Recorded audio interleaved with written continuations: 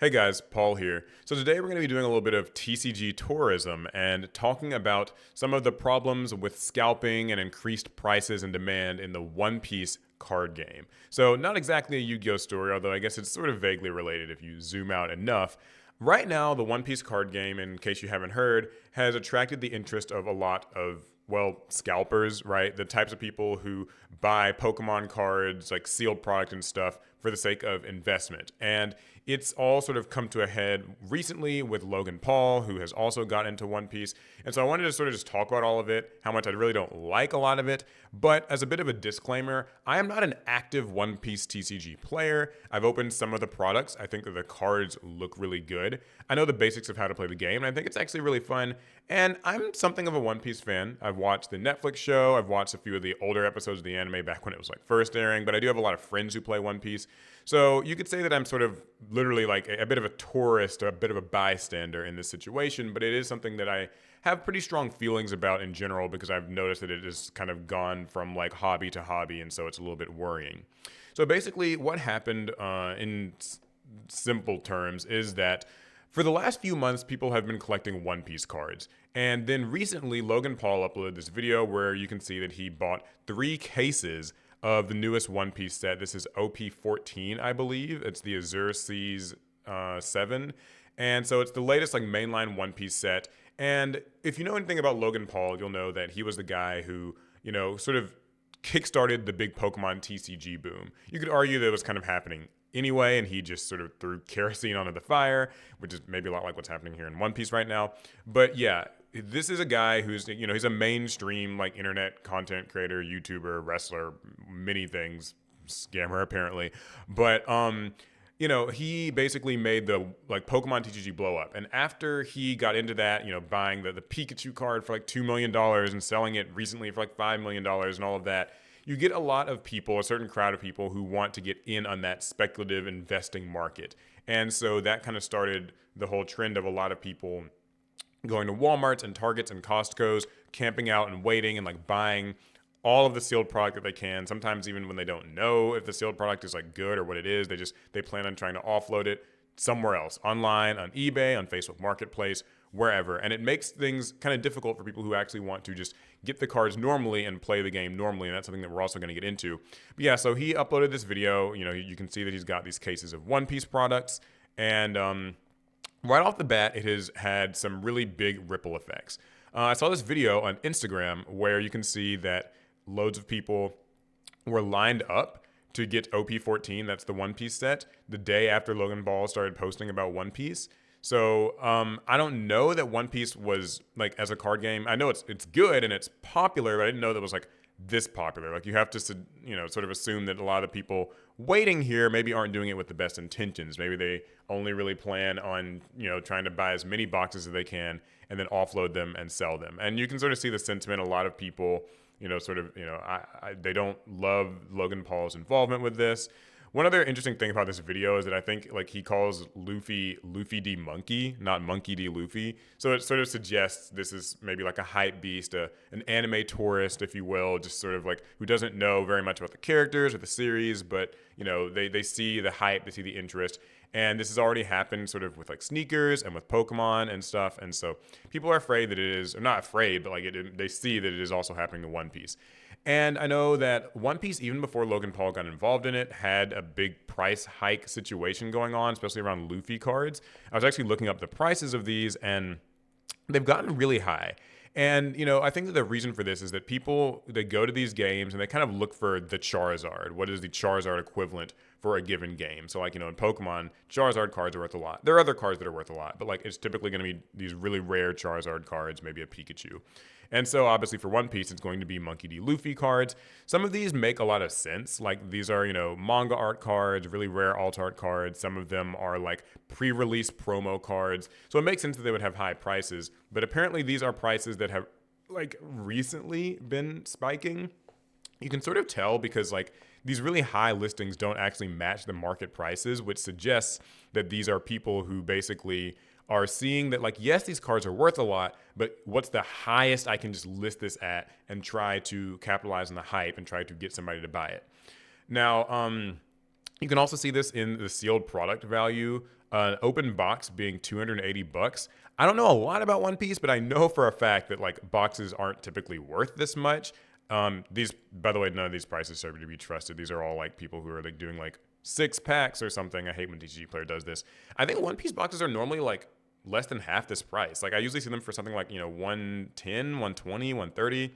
So yeah, you can see a big inflated price thing going on with the One Piece TCG. And they even recently actually announced that to prevent resale and ensure the continued availability of products, they're going to be removing plastic shrink wrap from boxes that you purchase at U.S. One Piece card game official shops.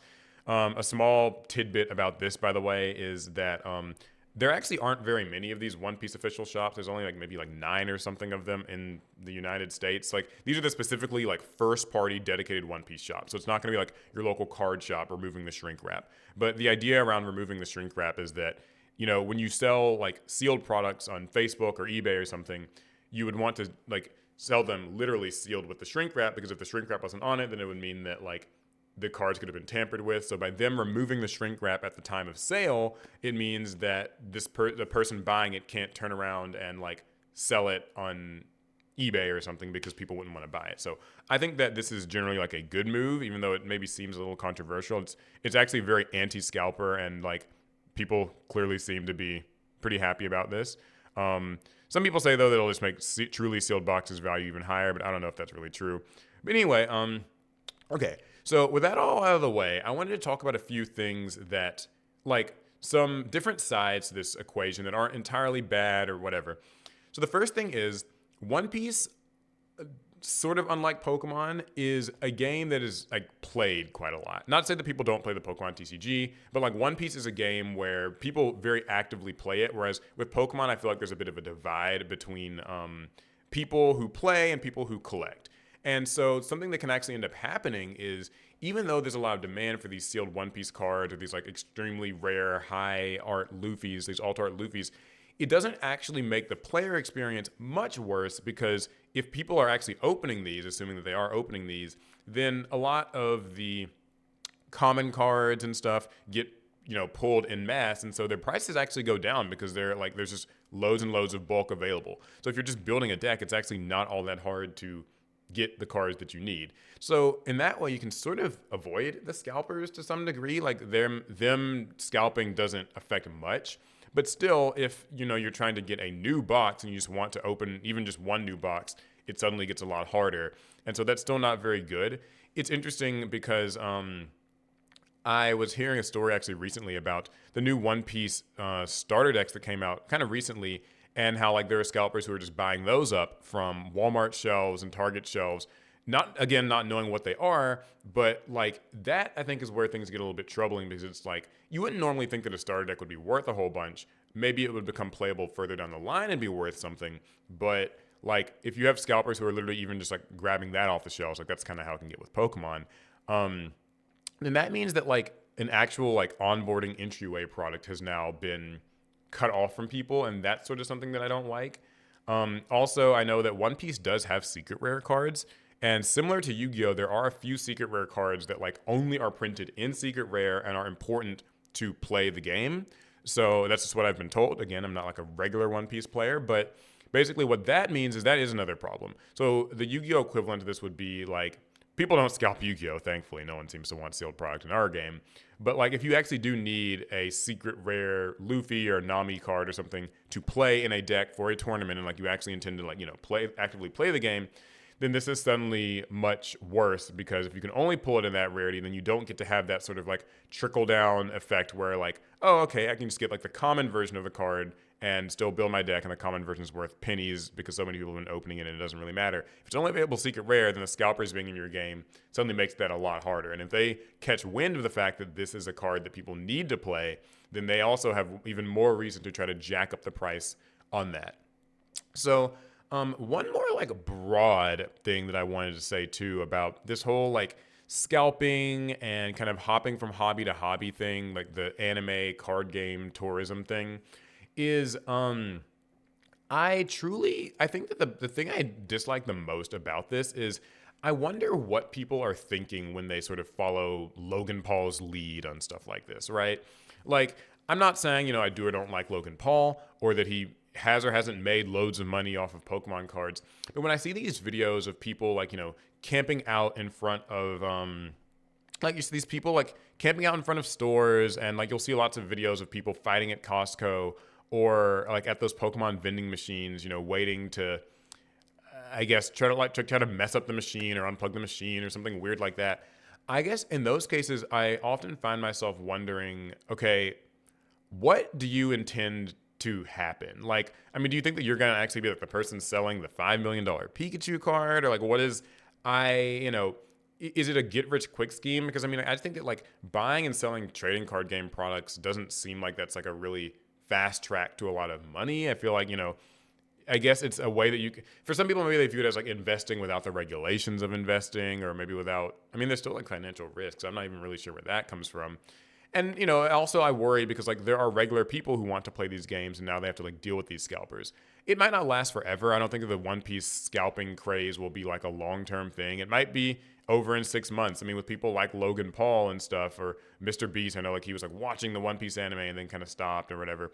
They usually move on from these hobbies and communities pretty quickly. So like once they get their eye on something new, then all of this One Piece bubble will kind of deflate and it'll be fine.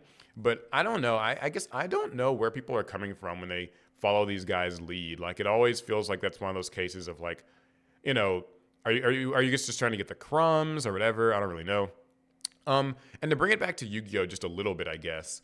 Yu-Gi-Oh is not a game that gets scalped, so we don't have to worry very much about that. Nobody seems to want to buy a Yu-Gi-Oh sealed product for anything. But we are getting overframe cards soon, and I do wonder if maybe those will at least attract some temporary attention from scalper types, especially because they are using a lot of old school cards in that style, like, retrains of Dark Magician and Blue Eyes, and like I'm sure Dark Magician Girl and Red Eyes and stuff will be following suit. So maybe there's like a chance that something happens there where people kind of scalp a bit of Yu-Gi-Oh! And my sad hot take is that Yu-Gi-Oh! Could use some scalpers because like this sealed product is it's rough in our game right now. But yeah, I want to hear what you guys think about this. Like, I don't like it. I've never seen card games as like an investment. I think it's weird when people view it that way. It just seems bizarre. But we're also sort of in a society, an economy where people want any get rich quick scheme that they can. Your parlay didn't hit, so maybe you can at least scalp these One Piece boxes and make a bit of money off of that. So tell me what you guys think, especially if you are a One Piece player. How do you feel about this sort of One Piece hype wave suddenly thing that's like happening? Is it good, bad? Have you worried? Has it affected your gaming experience? I would love to know. All right, I'll see you guys in the next one where we'll talk about other card game topics like this, I suppose. Pass turn.